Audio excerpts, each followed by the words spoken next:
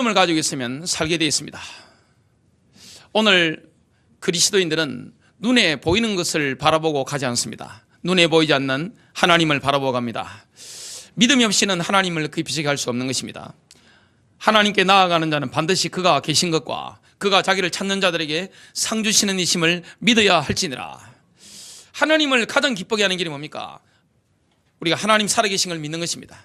그리고 하나님께 나아가는 자들에게 상을 주신다는 거, 그리고 하나님께서 신실하신 분이라는 사실을 우리가 믿는 것입니다. 반대로 이스라엘 백성들이 왜 가나안에 들어가지 못했습니까? 약속의 땅. 아브라함 때부터 430년 전에 400년 전에 예언됐던 그 약속의 땅 들어가지 못한 이유가 뭡니까? 바로 불신앙 때문이었습니다. 불신. 하나님을 믿지 않았고 하나님의 말씀, 하나님의 언약을 믿지 않았습니다. 그런데 여호수아 갈렙은 들어갔습니다. 온전히 하나님을 신뢰했습니다.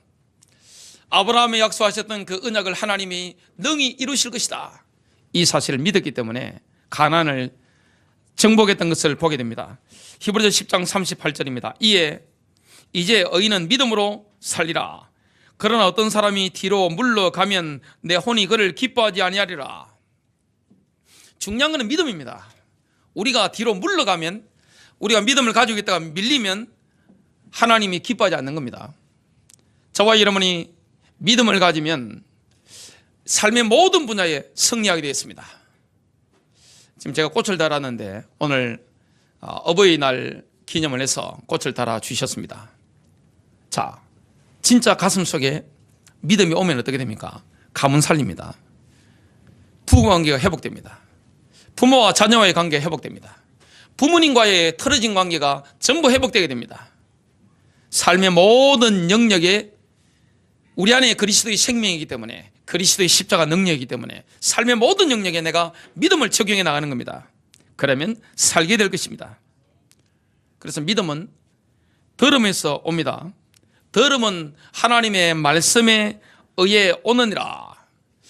하나님의 레마에 의해서 들음이 오는데, 그 레마를 듣는 순간, 하나님의 입에서 지금 흘러나오고 있는 그 말씀을, 그 레마를 듣는 순간 저와 여러분 가슴에는 믿음이 생기게 됩니다. 그럼 승리하게 되는데요, 오늘 저와 여러분 가슴에 레마를 듣는 믿음이 왔다면 우리는 그 믿음을 반드시 입술로 고백해야 됩니다. 그래서 오늘 제목이 뭡니까? 믿음은 고백되어야 합니다. 첫 번째입니다. 하나님의 구원의 계획 속에서 믿음은 신앙 고백과 직접적으로 연관되어 있습니다. 저와 여러분이 정말 믿는다면 입으로 고백하게 되어 있습니다. 내 마음에 믿음이 들어왔다면 내 입술로 고백하는 것입니다. 그래서 고백한다. 이것은 하나님께서 그분의 말씀 안에서 말씀하시는 것처럼 우리의 입으로 직접 말하는 겁니다. 그래서 고백한다, 이것은 설교하는 것과 같습니다. 선포한다, 설교한다, 고백한다, 의미가 똑같습니다. 하나님께서 말씀하신 그 말씀대로, 기록된 그 말씀대로 저와 여러분의 입이 말하는 것입니다. 그때 승리가 일어나게 됩니다. 그때 뭐가 임합니까? 성령의 기름 부으심이 임합니다. 이는 비와 눈이 하늘로부터 내려서, 레마에 대해서 이사야 55장 10절부터 11절에 보니까 정확하게 기록해놨습니다. 비와 눈이 하늘로부터 내리면 하늘로 되돌아가는 법이 없습니다. 땅을 적셔서 소출이 나게 하며 싹이 나게 하여 파종하는 자에게는 종자를 주고 먹는 자에게는 양식을 줌과 같이 내 입에서 나가는 말도 이와 같이 헛되이 내게로 되돌아오지 아니하고 나의 기뻐하는 뜻을 이루며 내가 보낸 일에 형통함이니라. 하나님의 말씀을 듣고 나면 내 인생은 충만해집니다. 빛의 능력이 나타나게 되어 있습니다. 회복되는 역사가 일어나게 되어 있습니다. 관계가 틀어졌는데 관계가 회복됩니다. 치유가 일어납니다. 능력이 나타납니다. 그렇다면 그 오늘 레마를 내 입으로 고백하는 것입니다. 그걸 보고 신앙 고백이라고 하는데요, 신앙 고백을 얼마나 많이 합니까? 찬송도 곡조 있는 기도잖아요. 신앙 고백입니다. 또 교도문 읽잖아요. 말씀 자체를 우리가 고백합니다. 성경 봉독, 성경 또 함께 읽는 또 하게 됩니다. 또 성경 암송, 이런 게 전부 다 고백입니다. 설교 자체가 뭡니까? 고백입니다.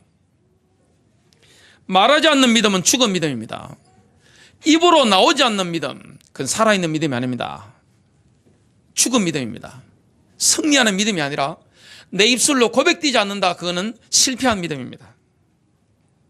성경은 우리 입과 우리의 마음이 직접적인 관계가 있다는 것을 끊임없이 강조합니다. 저와 여러분의 입과 우리의 마음은 관련이 깊습니다. 우리의 입과 우리의 마음은 절대 분리가 안 됩니다. 몇 센치 안 되잖아요. 내 마음과 내 입은 분리가 안 되는 것입니다. 마태복음 12장 34절입니다. 이는 마음에 가득한 것을 입으로 말함이라. 그래서 입은 마음의 배수로 밸브와 같습니다. 마음의 배수로 밸브입니다. 그래서 하나님께서는 우리 영적 상태를 체크하실 때 뭘 통해 체크하십니까?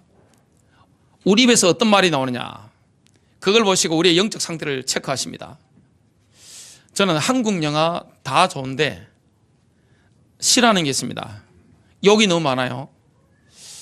물론 사단이 하는 것을 영화로 이렇게 작품으로 만들어내니까 참 잘 만들어냅니다만은 한국 영화를 보면 너무 저질스러운 액션과 욕이 너무 많다, 이런 것들을 참 많이 느끼게 됩니다.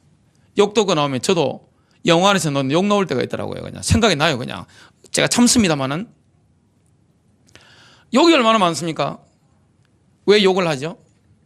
마음의 욕이 가득하기 때문에 그렇습니다. 마음의 욕이 충만하니까 우리의 입이 배수로 밸브이기 때문에 막 욕이 묻어 나오는 것입니다. 내 마음에 저주가 가득하면 저주가 묻어 나옵니다. 내 마음에 축복이 가득하면 축복이 흘러나오게 되어 있습니다. 내 마음에 하나님의 말씀이 충만하면 하나님 말씀이 흘러나옵니다. 내 마음에 하나님의 은혜가 넘치면 은혜로 말이 흘러나오게 되어 있습니다. 못 참습니다. 기침을 못 참는다 하잖아요. 사람이 사람을 사랑하는 거 숨길 수 없습니다. 나의 영적 상태 숨길 수 없습니다. 불가능합니다. 왜 그렇습니까? 내 입에 어떤 말이 흘러나오느냐, 그걸 딱 보면 지금 내 영적인 상태가 정확하게 체크가 되는 것을 보게 됩니다. 그래서 이 물이 흘러나올 때 이물질이 묻어 있으면 순수한 물이 아닙니다. 더러운 물입니다. 우리 입에서 찬송과 기도와 하나님의 말씀과 함께 저주와 욕이 나오면 돼요, 안 돼요? 야고보서에 보니까 그런 분은 안 된다, 그렇게 말씀하고 있습니다. 저와 여러분이 마음을 지키는 축복이 되시를 주님의 이름으로 축복합니다. 마태복음 15장 18절부터 19절입니다. 예수님 말씀하셨죠? 입에서 나오는 것은 마음으로부터 나오나니 이것들이 사람을 더럽히느니라. 사람을 가장 더럽히는 게 뭡니까? 사람의 마음에서 나오는 말입니다. 그 언어가 사람을 더럽히는 것입니다. 그리스도인들이 하나님의 은혜를 받으면 말의 품격이 달라집니다. 말의 인격이 달라집니다. 성령님이 좋아하시는 말, 성령님이 붙잡고 쓰실 수 있는 말을 나도 모르게 하게 되어 있습니다. 왜 그렇습니까? 이 말이라는 것은 마음에 가득한 게 저절로 흘러나오는 것입니다. 마음에서는 예수님 말씀입니다. 악한 생각과 살인과 간음과 음행과 도둑질과 거짓 증언과 모독이 나오느니라. 통제되지 않는 인간의 마음 속에서는 이런 더러운 것들이 확 나오게 되어 있습니다. 그래서 어떤 신학자는 인간을 가리켜서 쓰레기통이라고 했습니다. 겉으로는 쓰레기통이 이렇게 딱 덮여 있으니까 표시가 나지 않습니다. 쓰레기통을 딱 열어버리면 파리도 있고 엄청 더러운 냄새들이 확, 역겨운 냄새가 막 나오게 됩니다. 인간의 마음이 그렇습니다. 성령으로 변화되지 않는 인간의 마음은 그 속에 더러운 것들이 꽉 들어있는 겁니다. 더러운 것들이 말을 할 때마다 막 뿜어져 나오는 것을 보게 됩니다. 그 영적인 상태입니다. 그리스도를 믿는 사람과 믿지 않는 사람은 언어가 다른 것을 보게 됩니다. 그래서 우리가 죽고 사는 것이 내 혀의 권세에 달려있는 것을 보게 됩니다. 로마서 10장 8절부터 10절에 보니까 마음속의 믿음과 입의 고백을 똑같이 강조합니다. 그러나 그것이 무엇을 말하느냐? 말씀이 내게 가까이 있어 내 입에 있으며 내 마음에 있느니라. 말씀이 우리 입에 있을 뿐만 아니라 마음이 있죠. 하나니 곧 우리가 선포하는 믿음의 말씀이라. 내가 만일 내 입으로 주 예수님을 시인하고 하나님께서 그분을 죽은 자들로부터 살리신 것을 내 마음속으로 믿으면 구원을 받으리라. 부활을 믿으면 어렵게 된다는 말씀이죠. 여기에 보니까 8절 9절에는 입이 먼저 나오고 마음이 그 다음에 나왔습니다. 10절을 제가 읽어봅니다. 사람이 마음으로 믿어, 마음이 먼저 나왔습니다. 입보다. 마음으로 믿어 의에 이르고, 십자가 부활을 믿는 순간에 우리는 의에 이르는 것입니다. 의에 이르고 입으로 시인하여 구원에 이르느니라. 이 순서는 우리가 실제로 경험하는 것과 일치합니다. 우리가 입으로 하나님의 말씀을 고백하면서 우리는 마음으로 하나님 말씀을 받아들이게 됩니다. 학생들 암송시키게 됩니다. 학생들뿐만 아닙니다. 어른들도 은혜 받으면 이 말씀은 선명하게 기억되게 되어 있습니다. 마음이 새겨집니다. 마음판에 성령께서 칠필로, 말씀의 칠필로 우리를 쫙 기록해 주게 되겠습니다. 그래서 입술로 고백해야 됩니다. 벙어리 신자 한 분도 없게 되시기를 주님의 이름으로 축복합니다. 입술로 고백하세요. 그러면 내 마음에 새겨집니다. 그 설교자가 은혜가 좋은 게 뭡니까? 어제도 설교 준비하다 보니까 12시 넘은 줄 몰랐습니다. 정신없이 그냥 빠져들다 보니까 그냥 저녁쯤 됐겠다 생각했는데 시계 보니까 밤 12시가 넘었어요. 얼마나 말씀 묵상을 많이 합니까? 울다가 웃다가 설교 준비하다 컴퓨터 앞에 앉아가지고 제일 감동을 많이 받고 은혜 받은 게 다니엘이 예루살렘 회복해달라고 하는데 그 가슴이 막 다가오는데 막 눈물이 막 흐르는 겁니다. 주체할 수가 없는 겁니다. 입으로 고백해야 됩니다. 그리고 입으로 고백하다 보면 내 마음에 새겨지게 되겠습니다. 또 우리가 입으로 끈기 있게 고백하면 고백할수록 우리 마음속에는 확고하게 그 말씀이 자리 잡게 되겠습니다. 일단 우리 마음속에 말씀이 자리 잡게 되면 그 다음부터는 노래갈 필요 없이 말씀이 저절로 마음속에서 입으로 막 흘러넘치게 됩니다. 그리고 우리가 계속해서 그 이후에 하나님의 말씀을 고백하다 보면 내 삶의 모든 영역에서 구원의 충만한 경험, 하나님의 역사, 성령의 기름 부으심, 믿음의 역사들을, 사는 역사들을 경험하게 됩니다. 영어로 암기하다는 것은 히브리어로 보면 입으로 배운다는 뜻입니다. 우리가 어떤 것을 마음으로 배우려고 하면 입으로 계속 되풀이해서 말해야 됩니다.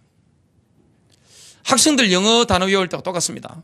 수학 공식하고 외울 때와 똑같습니다. 입으로 계속 말하는 겁니다. 그럼 마음으로 배워지게 되겠습니다. 어느 순간 그 말이 내 마음속에서 흘러나오게 되었고 영원히 가슴속에 새겨지게 되었습니다. 저는 구구단을 초등학교 2학년 때 아주 완벽하게 외웠습니다. 지금도 기억이 나는데 제가 초등학교 때는 2학년 때 산을 몇 개 넘어가서 걸어갔습니다. 제 어린 시절의 기억에 걸어가 보니까 1시간 걸렸습니다.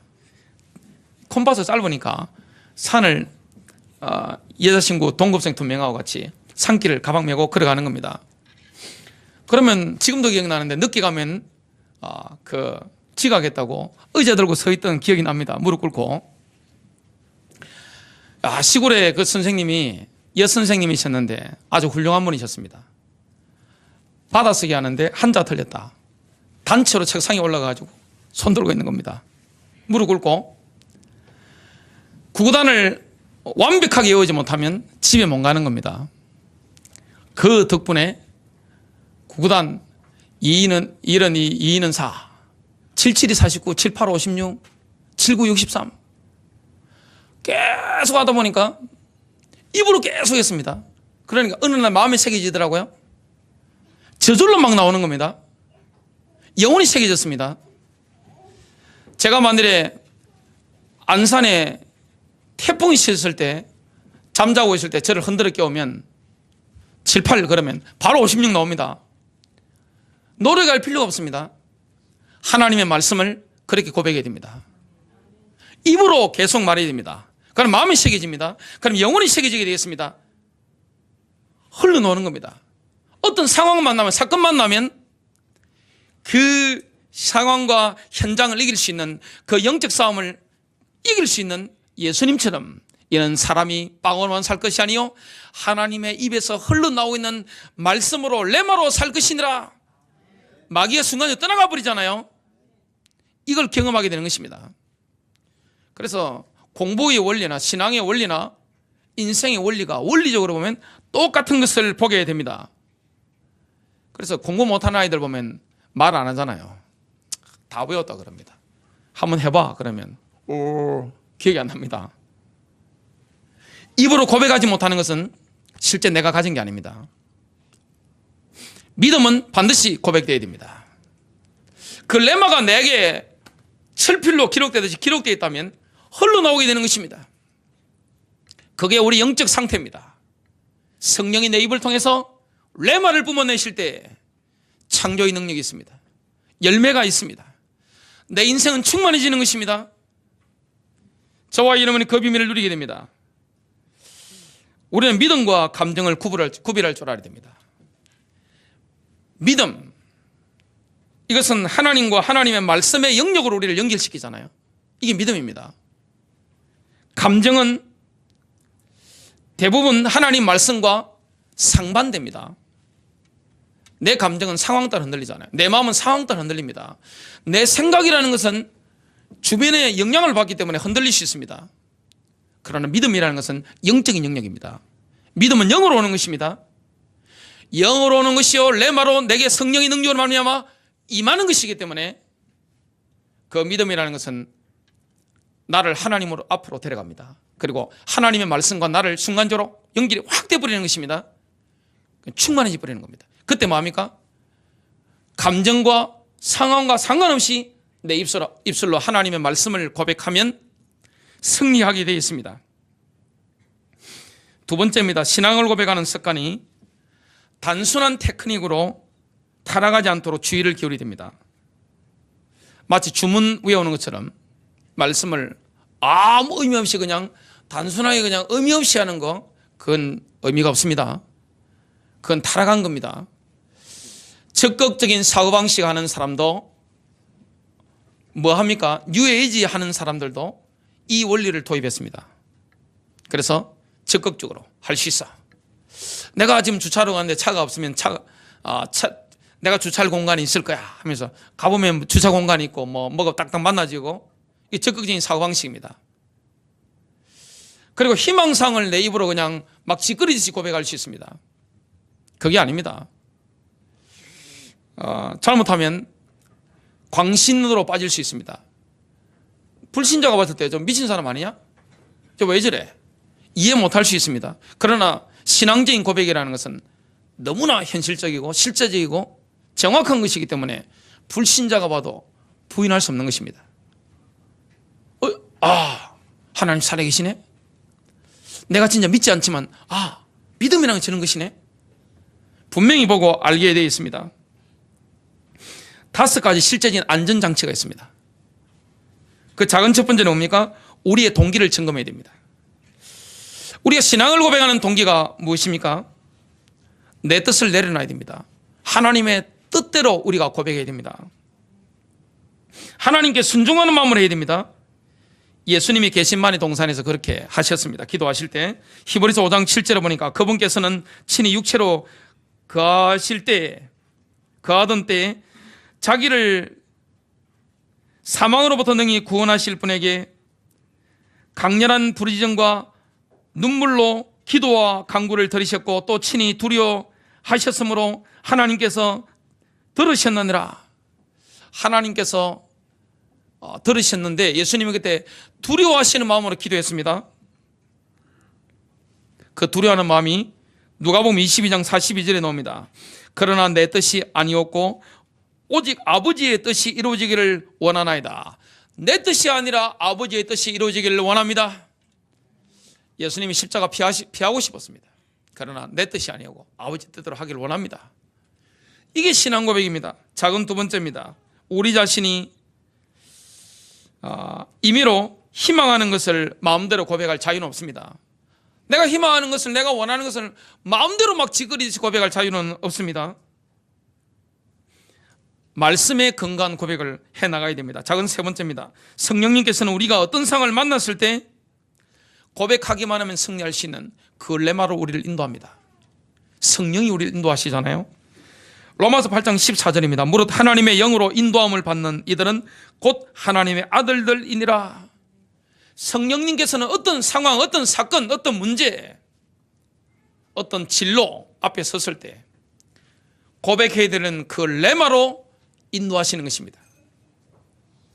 우리는 구구단 외우듯이 하나님의 말씀을 암송하고 내 마음에 새기고 영혼이 새기고 흘러나오도록 만들고 자다가도 벌떡 깨우면 그냥 그 상황에 맞는 말씀이 막 나오도록 우리는 연습하고 노력해야 됩니다. 여기에는 부단한 자기 훈련이 필요합니다. 그러면 승리하게 되어 있습니다. 작은 네 번째입니다. 우리는 하나님의 초자인지인 은혜를 의존해야 됩니다. 은혜가 먼저입니까? 믿음이 먼저입니까? 은혜가 먼저입니다. 에베소서 2장 8절입니다. 순서를 보면요, 은혜에 의해서 믿음을 통해 항상 은혜가 먼저고 그 다음에 바로 믿음인 것을 보게 됩니다. 하나님의 초자인지인 은혜를 늘 의존해야 됩니다. 성령님을 의존하는 자세, 나를 신뢰하는 것을 멈추는 자세. 작은 다섯 번째입니다. 우리의 감각과 하나님의 말씀이 충돌할 때는요, 아브라함처럼 하면 됩니다. 감각은 실제적인 거잖아요. 우리가 보는 게 얼마나 정확합니까? 사람이 보다 보면 0.01mm도 보입니다. 제가 그런 경험이 있습니다. 0.01mm가 딱 보는데 보이더라고요. 워낙 집중하다 보면 사람 귀로 듣는 게 많이 정확하잖아요. 손으로 만지는 거, 내가 입으로 맛보는 거, 피부로 접하는 거, 이게 다 얼마나 예민합니까? 그냥 실제적인 거란 말이죠. 그러나 내가 보고 듣고 느끼는 거, 내가 맛보는 그게 결론적으로 옳다는 것에 대해서는 브레이크를 딱 잡아야 됩니다. 그때는 그 브레이크를 끼 하고 딱 잡으시기 바랍니다. 자꾸 내 느낌과 감정, 내 보는 것, 우리 보는 게 정확합니까? 듣는 게 정확합니까? 내 느낌이 정확합니까? 가나안 정탐꾼 10명을 보면 여호수아와 갈렙과는 완전히 대조됩니다. 보고 듣고 느끼는 대로만 했는데 하나님 앞에 책망받고 치심을 받아 죽었습니다. 보는 거 느끼는 거 정확한 게 아닙니다. 믿음의 세계는 영적인 세계입니다. 완전히 다른 것을 보게 됩니다. 아브라함이 어떻게 했을까요? 우리의 감각과 하나님의 말씀이 충돌했단 말이죠. 아브라함이 지금 100세가 됐습니다. 아이를 어떻게 낳습니까? 그리고 자기 몸이 죽은 것을 알았습니다. 사라가 이미 아기 낳을 수 없다 분명히 알고 있었습니다. 그런데 믿음이 약해지지 않았습니다. 뭐 했습니까? 믿음을 고백했습니다. 로마서 4장 16절부터 21절입니다. 그러므로 그것이 은혜로 되게 하려고 믿음에서 나나니 그 목적은 그 약속을 모든 씨에게 확고하게 하려 하심이라. 그것은 곧 율법에서 난 자들에게만 아니라 아브라함의 믿음에 속한 자들에게 그 약속을 확고히 하게 하려 하심이니 그는 하나님 앞에서 우리 모두의 조상이라. 아브라함은 유대인과 이방인의 모든 믿는 자의 조상입니다. 믿음의 조상 아브라함입니다. 17절입니다. 이것은 기록된 바 내가 너를 많은 민족들의 조상으로 삼았는데라 하신과 같으니 그가 믿은 하나님은 죽은 자들을 살리시며 없는 그것들을 마치 있었던 것처럼 부르시는 이시니라. 그가 바랄 수 없는 가운데 바라면서 믿었으니 이것은 내 씨가 이와 같으니라 하신 그때로 그가 많은 민족들의 조상이 되게 하려 함이라. 그가 100세쯤 되었을 때에도 믿음이 약해지지 아니하여 이제는 죽은 자기 몸을 고려하지 아니하였고 또 사라의 태가 죽은 것도 고려하지 아니하였고 자기 몸, 사라의 몸 죽은 거 고려 대상이 아닌 것입니다. 믿지 아니함으로 하나님의 약속에 관하여 흔들리지 아니하였고 오히려 믿음이 강해져서 하나님께 영광을 돌리며 21절을 보니까요, 그분께서 약속하신 것을 그분께서 또한 능히 이행하실 줄로 온전히 확신하였으니. 큰 세 번째입니다. 삶의 모든 분야에서 신앙 고백을 누리다 보면 점점 구원의 충만함 속으로 들어가게 됩니다. 구원의 충만함 속으로 들어가게 됩니다. 예수님께서 십자가에서 확보하신 하나님의 완전하신 그 공급을 모든 분야에서 우리가 누리게 되는 것입니다. 로마서 10장 10절에 보니까 입으로 시인하여 구원에 이르는 데라. 여기에 구원에 그런데 애가 보면 동작, 전진한다 이런 뜻입니다. 구원에 이른다. 애가라 말은 원뜻이 뭐냐면 전진한다는 뜻입니다. 우리가 올바른 고백을 계속하는 가운데 점진적으로 구원 속에 들어가게 되는 것입니다. 그렇다면 이 구원이라는 단어의 범위에 대해서 우리가 오해를 많이 하고 있습니다. 보통 구원의 범위에 대해서 어떻게 생각합니까? 죄를 고백하는 수준, 죄 용서받는 수준, 여기에 한정을 시킵니다. 또 그러다 보니까 고백과 이 고백에 대해서 한정된 이 축복만 누리게 됩니다. 성경에는 보면 고백의 수준과 범위는요 엄청 종합적이고 포괄적인 것을 보게 됩니다. 하나님의 구원은 엄청난 범위를 포함하는데요. 시편 78편 22절입니다. 하나님께서 출애굽 이후에 이스라엘에 대해서 분노하신 장면이 나옵니다. 이는 그들이 하나님을 믿지 아니하며 그분의 구원을 신뢰하지 아니하였기 때문이로다. 이 하나님의 구원의 범위는 이스라엘만 적용한다면 출애굽한 것, 홍해 건넌 것, 구름기둥과 불기둥으로 하나님 인도하신 것, 반석에서 물을 내신 것, 하늘에서 만나를 내린 것, 메추라기 내린 것, 이게 다 구원의 영역 속에 포함되는 것입니다. 그냥 죄 용서받는 수준, 이 수준을 훨씬 넘어서는 게 구원이라는 단어의 의미입니다. 그래서 구원하다 이렇게 번역된 원래 히브리어는 소조입니다. 이 소조라는 것은 개역 개정에는 구원하였느니라 나오는데 킹제임스 버전이라든지 원어에 보면 낫게 하였느니라, 치유하였느니라, 회복되었느니라 전부 이런 뜻으로 나옵니다. 그래서 구원하였느니라 이 범위 자체가 죄 용서받는 수준을 넘어서서 삶의 모든 영역을 포함하는 것을 보게 됩니다. 마태복음 9장 20절부터 22절에 보면 12년 동안 혈루증으로 고통당했던 여인을 향해서 예수님 말씀하셨습니다. 따라 안심하라. 내 믿음이 너를 구원하였다 하시니, 내 믿음이 너를 낫게 하였다 하시니, 다 똑같은 말입니다. 여자가 거짓이 구원을 받으리라, 나으니라 이런 뜻입니다. 사도행전 14장 8절부터 10절입니다. 루스드라에서 어머니 뱃속에서부터 이 안전병이로 태어난 사람이 치유가 되었습니다. 이 사람이 바울이 말하는 것을 듣고 있을 때 바울이 그를 유심히 보니 그에게 치유받을 만한, 그에게 구원받을 만한 믿음이 있는 것을 안지라. 바울이 남인 어머니 뱃속에서부터 태어났단 말이죠. 안전병이로. 딱 보니까 바울이 말하는 것을 집중해서 듣고 있는데 바울이 설교중에 유심히 보니까 저 안전병에게 고침받을, 구원받을 믿음이 있구나 깨닫고 베드로가 사도행전 3장에 일으킨 것처럼 딱 잡아 일으킨 겁니다. 동일한 역사가 일어났습니다. 그게 바로 구원입니다. 누가복음 8장 26절부터 36절에 보면 가다라 지방에서 군대 귀신 들린 사람, 이 사람이 회복되어지고 안정을 찾은 거 나옵니다. 그 일을 본 사람들이 마귀들에게 사로잡힌 그 사람이 어떻게 낫게 되었는가, 어떻게 구원받았는지를 사람들에게 말해 주었습니다. 그래서 낫는다, 구원받는다, 이게 신약 성경에 보면 동일하게 소조로 나옵니다. 똑같은 의미죠. 누가복음 8장 49절부터 55절입니다. 야이로의 딸이 죽었을 때 예수님이 일으키신 것을 보고 구원하였다고 나옵니다.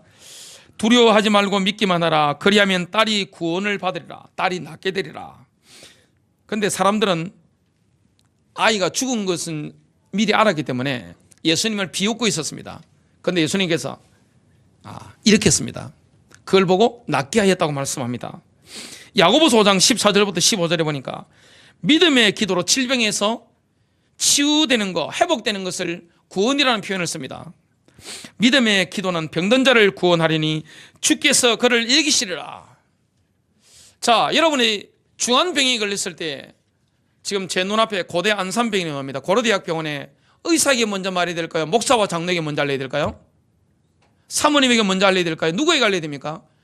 교회 목사나 사모나 교회 장로님한테 알리는 게 성경적인 줄로 믿습니다. 많은 분들이 육신의 의사만 찾습니다. 영적인 의사 누굽니까? 예수 그리스도입니다. 이 손에 능력이 있지 않습니다. 능력은 누구에게 있습니까? 예수님께 있습니다. 이 손이 쓰임받을 뿐입니다. 장로님이나 사모님 손이 쓰임받을 뿐입니다. 그래서 구원의 역사가, 치유의 역사가 일어납니다. 디모데후서 4장 18절입니다. 이어도 소조가 나오는데 바울이 누렸던 구원의 축복입니다. 이거는 구원받는다는 걸 말하는 게 아닙니다. 천국 가는 구원을 말하는 게 아닙니다. 이 땅에서 천국 갈 때까지 바울이 지금 위기를 만나잖아요.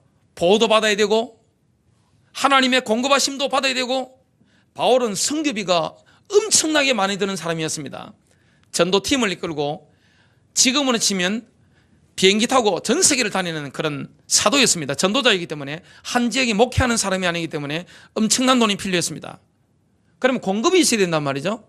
그리고 강도, 그리고 해적들 쫙 깔렸단 말이죠. 그 당시에. 또 자기의 건강, 모든 분야에 하나님의 보존하심, 하나님 보호하심 필요한 것입니다. 보존한다, 여기에 쓰인 그리스 원어가 소조입니다. 주께서 나를 모든 악한 일에서 건져내시고 또 자신의 하늘 왕국에 이르기까지 보존하시리니.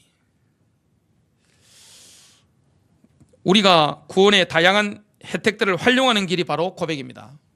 구원 속에 있는 엄청난 모든 분야의 혜택들이 있습니다. 그걸 활용하는 게 뭡니까? 바로 마음에 있는 믿음을 입으로 고백하는 것입니다. 이게 나의 영적 상태입니다. 설교가 그냥 나옵니까? 말이라는 건 영적 상태란 말이죠. 설교 그냥 못합니다. 영적 상태가 안 있으면 이게 흘러나오지 않습니다. 찬송인도 그냥 찬송인도 한번 들어보면요, 못 듣습니다. 찬송인도라는 것은 이게 막 찬양이 흘러나와야 되는 것입니다. 반주도 뭡니까? 이게 막 반주가 흘러 넘쳐야 됩니다. 기타를 치든 피아노를 치든. 신앙 고백이 뭡니까? 말로 하는 건 능력이 없습니다. 이게 막 흘러서 막 나오는 것입니다. 그래서 구원 속에 있는 다양한 혜택들을 우리가 누리는, 충만하게 누리는 길이 뭡니까? 바로 신앙 고백을 막 하는 것입니다. 사탄은 끊임없이 신자를 공격합니다. 정죄합니다. 또 열등감에 사로잡히도록 나는 안 돼. 나는 이제 쓸모없는 인간이야. 난 죽어야 돼. 난 죽을 거야. 이게 바로 마귀의 음성입니다. 그 마귀입니다. 그거는 내 마음에 어둠이 들어온 것입니다. 이미 마귀의 영과 내 영이 지금 딱 묻어든 것입니다. 그래서 사람을 누굴 만나서 깊은 대화를 나누다 보면 상대방이 있는 어둠이 내게 확 전이 되잖아요. 건강도 베려버립니다. 잘못하면.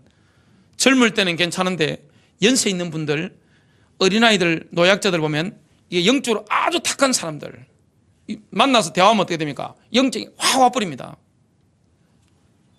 성령 충만한 사람과 만나면 어떻게 됩니까? 생각만 해도 기분 좋습니다. 영적으로 이게 확 갑니다. 순간적으로 같이 막 살아나 버리죠. 예배가 그래서 능력이 있는 거 아닙니까? 마귀가 열등감을 심어놓습니다. 자기 비하의 감정. 이 마귀가 하나님의 사랑을 의심하도록 만듭니다. 하나님이 어떤 분인지도 모르게. 이때 뭘 고백해야 됩니까?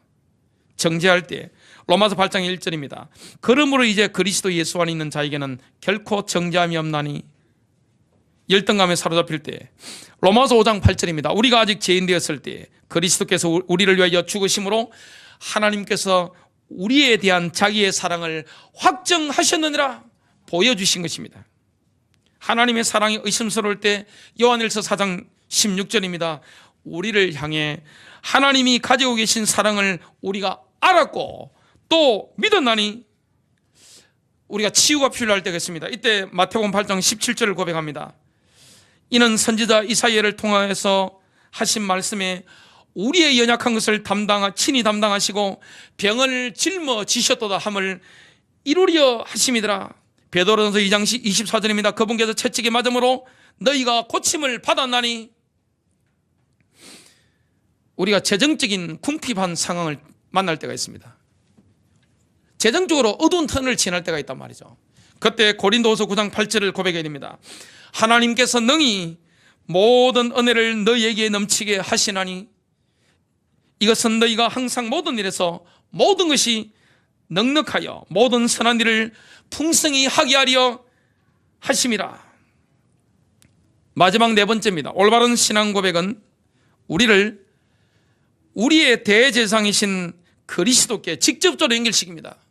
주님은 지금 어디에 계십니까? 이 땅에 계실 때 예수님은 선지자 일을 하셨습니다. 죽으러 오셔서 죽으셨습니다. 지금은 히브리서 보니까 대제사장의 일을 하늘 성소에서 하고 계십니다. 마지막 재림 때는 뭘로 오십니까? 왕권을 가지시고, 그래서 왕의 대관식을 하시게 됩니다. 주님이 오시게 되면 왕관을 쓰시고 뭐 하게 됩니까? 이 땅을 심판하는 심판주로 오시게 됩니다. 지금은 주님께서 친히 행하시는 권력이 뭐죠? 대제사장의 권력입니다. 그럼 주님은 지금 어디 계십니까? 성령으로 우리 마음속에 계시지만 하늘 보좌 우편에 앉아 계십니다. 우리 영적 상태가 지금 어디 있습니까? 에베소서 2장 6절에 보니까 이미 우리가 주님과 함께 이렇게 졌기 때문에 우리는 주님의 성천과 함께 영광스럽게 된 것입니다.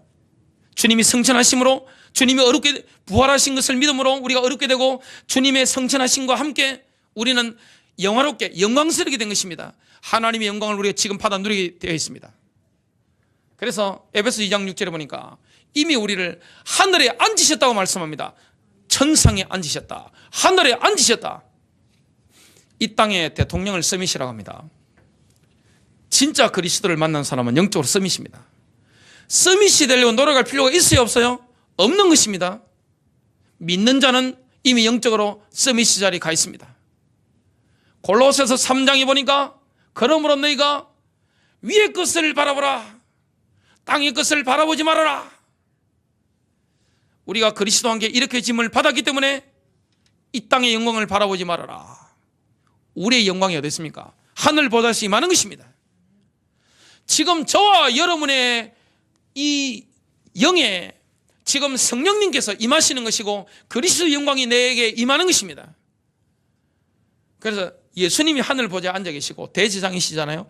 우리의 영적 상태가 지금 예수님과 한 몸이 됐잖아요. 이 신비입니다. 그리스도께서 교회의 머리시잖아요. 우리는 그의 살과 피에 연합한 존재고 그의 몸의 지체입니다. 이게 신비입니다. 하늘 보좌에 계신 주님과 저와 여러분이 한 몸이 됐다는 거, 그래, 우리가 아프면 누가 아픕니까? 주님이 아픕니다. 제가 기쁘면 주님이 기쁩니다. 여러분이 슬프면 주님이 슬퍼요. 한 몸이기 때문에 그렇습니다. 그래서 신앙 고백을 한다는 것은 뭡니까? 대제사장의 그 예수님의 권력으로 우리를 쫙 인도하는 것입니다. 그 엄청난 권능을 우리가 입으로 누리게 되는 것입니다. 그래서 지금 주님의 권능이나 내 입에서 나가는 권능이나 똑같은 것입니다. 그래서 신자는 말을 조심해야 됩니다. 여러분, 은혜스럽지 않은 말은 나오거든 진짜 브레이크를 갖다가 급브레이크 잡으시기 바랍니다. 그걸 통해 뭐가 들어옵니까? 귀신 달라붙습니다. 마귀가 그 말을 집어먹습니다. TV에 보면, 전 TV를 잘 안 봅니다만은 뉴스 검색하면서 TV에 뭐가 나온지 내용만 알고 있습니다. 직접 본 건 아닙니다. 연예인들이 나와서 남편에 대한 불만상, 아내에 대한 불만상 하다가 그거 언약으로 잡고 있다가 이혼했어요. 굉장히 이혼 많이 했어요. 어두운 말은 뱉으면 안 됩니다. 정화하시길 주님의 이름으로 축복합니다. 마음속에 말씀의 필터가 있어야 됩니다. 십자가의 피로 씻어야 됩니다. 말씀의 볼로 내 심령을 씻고 말을 해야 되는 것입니다. 그래서 예수님은 지금 하나님 아버지 면전에서 뭐하고 계십니까? 우리의 개인적인 대리자로서 일하고 계십니다. 대제사장, 우리의 변호사, 우리의 변호인, 한 번도 재판에서 재본 적이 없는 최고의 변호인, 그분은 바로 예수 그리스도십니다. 여러분, 주님을 믿습니까? 내 입술로 고백하면 주님이 변호하신다니까요. 그리고 내 입술의 고백대로 주님이 능력 역사하는 것입니다. 그래서 그리스도의 대제사장직은 우리의 신앙 고백과 항상 연결됩니다. 히브리서 3장 1절입니다. 우리의 신앙 고백의 대제사장이신 그리스도 예수님을 깊이 생각하라. 우리가 신앙 고백하면 주님은 대제사장 역할을 친히 하십니다. 변호인의 역할을 지금 하신단 말이에요. 주님은 변호사가 되셔서 역사하는 것입니다. 불신앙을 고백하고 엉뚱한 소리하고 불신을 내가 내뱉으면 대제사장의 역할을 차단시키는 역할을 하게 되는 것입니다. 엄청난 죄입니다. 그래서 행동하지 않아도 마음을 품고 말을 하는 거 엄청난 죄라니까요. 불신이 죄라니까요. 악한 것입니다. 오직 의인은 믿음으로 말미암아 살리라. 히브리서 4장 14절입니다. 그런즉 우리에게 위대하신 대제사장 곧 하늘들로 들어가신 하나님의 아들 예수님이 계신 줄 알므로 우리가 우리의 신앙 고백을 굳게 붙들자. 상황이 어려워진단 말이죠. 지금 강력한 압박을 내 마음이 받는단 말이죠. 질병이 올 수도 있고 재정적인 압박을 받을 수도 있고 인간관계 압박을 받을 수도 있고 내가 삶이 피곤할 수도 있습니다. 이때 뭐합니까? 우리 입에서 한숨 안 나오는 축복이 되시길 바랍니다. 그게 죄입니다. 마음이 가득한 거거든요. 남은 생에 저와 여러분의 입술에서 여기 안 나오는 축복이 있게 되실 주님 여러분 축복합니다. 남을 저주하는 일이 없도록 하나님께서 우리 입술을 우리 마음을 지켜주는 은혜가 있게 되시기를 주님 여러분 축복합니다. 굳게 붙잡아야 됩니다. 암적이 다가올수록 신앙 고백을 굳게 붙잡아야 되는 것입니다. 히브리서 10장 21절부터 25절에 보면 강도가 더욱더 강해집니다. 압력이 강해질 수 있단 말이죠. 압박이 강해질 수 있습니다. 그럴수록 흔들리지 말고 끈질기게 전투적으로 내 신앙을 고백해 나가야 되는 것입니다. 또 하나님의 집을 다스리는 대제사장께서 우리에게 계심으로 우리 마음이 뿌림을 받아 악한 양심으로부터 벗어났고 우리 몸은 순수한 물로 씻겼으니 우리가 믿음의 충만한 확신 속에서 진실한 마음으로 가까이 다가가자. 약속하신 분께서 신실하시니 하나님 얼마나 신실합니까? 하나님의 사랑이 변한 적이 있습니까? 하나님이 여러분을 보존하시고 보호하는 게 변한 적이 있습니까? 없습니다. 신실하신 하나님. 사람은 믿을 수 있는 존재가 없습니다만은 주님은 신실합니다. 그렇기 때문에 우리가 주님을 따라가다 보면 우리도 신실한 사람이 되어버리는 것입니다. 교회도 신실한 존재가 되어버리는 것입니다. 예수를 믿는데 주변 사람들이 나를 믿지 않는다. 그건 잘못하신 겁니다. 회개하시길 주님으로 축복합니다. 예수를 믿는데 내 주변에 불신자가 나를 신뢰하지 않는다. 우리는 인생을 신앙을 가져온 게 아닙니다. 그 믿음을 가진 게 아닙니다. 뭐라고 말씀합니까? 약속하신 분께서 신실하시니 우리의 믿음의 고백을 흔들림 없이 굳게 잡자. 더 강해집니다. 흔들림 없이. 흔들릴 상황이 오니까 굳게 잡자. 서로를 살펴보아. 신앙을 고백하고 흔들림 없이 신앙 고백을 굳게 잡을 때만이 다른 사람을 내가 돌아볼 수 있는 것입니다. 그래야 하나님께 가까이 나아갈 수 있는 것입니다. 서로를 살펴보아 사랑과 선한 행위에 이르도록 격려하며. 내 신앙이 흔들린데 이게 가능합니까?